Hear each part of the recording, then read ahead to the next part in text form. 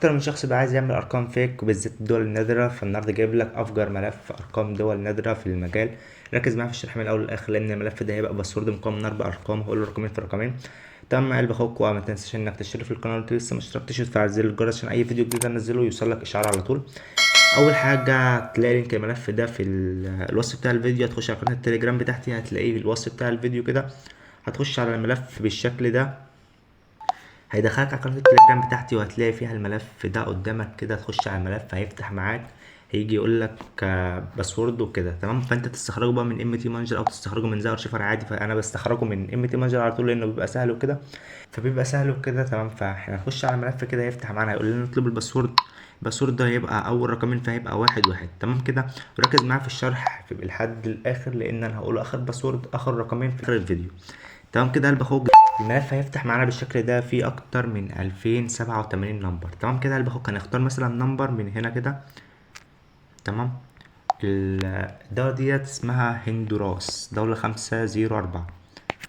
هنخش مثلا على النسخة اللي عندنا بتاعت الواتساب كده، وبعد ما نخش على النسخة نطلب النمبر. ثانية ده اعلان. انت بقى تخش على اي نسخة عندك، نسخة معدلة، نسخة اعمال، نسخة عادية، مفيش اي مانع. تمام كده قلب اخوك،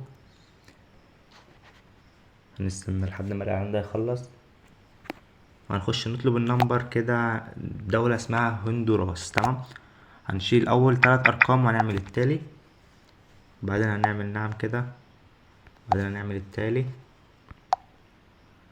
هنا بيقول لك يعني الكود محروق. تمام، هنخش نشوف نمبر جديد، مثلا نختار النمبر ده وهنيجي هنا هنحط النمبر كده ونشيل اول 3 ارقام اللي هو رمز الدولة، وبعدين هنعمل كده. ده كده النمبر محظور طلب مراجعة. هنخش نشوف نمبر جديد، نخش نشوف نمبر، ناخده نسخ برضو. هنخش هنا نشيل اول 3 ارقام اللي هو رمز الدولة، وبعدين هنعمل التالي، بعدين نعم،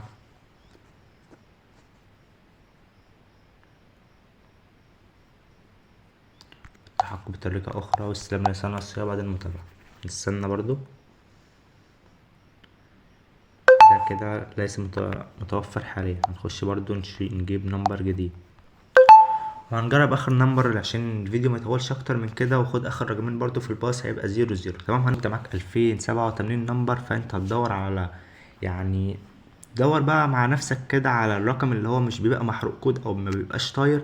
هتاخده كوبي كده، وبعدين هتخش على الواتس عادي، اي واتس عندك بالشكل ده، وهتشيل اللي هو 3 ارقام بتوع رمز الدولة وهتطلب كده. واعرفك دلوقتي الكود هيجيلك فين بالظبط. هنعمل مثلا لو هو فتح معاك ولو هو مش طاير او لو يعني مش محروق كود، هتخش كده. لو مثلا يعني في حد مستخدمه هتستنى لحد ما الرسالة النصية دي تخلص، وبعدين أول ما الدقيقة دي تخلص هتخش على التليجرام كده. وده هتلاقي لينك البوت ده هتلاقيه في الوصف بتاع الفيديو، هسيبهولك برضو في قناة التليجرام بتاعتي.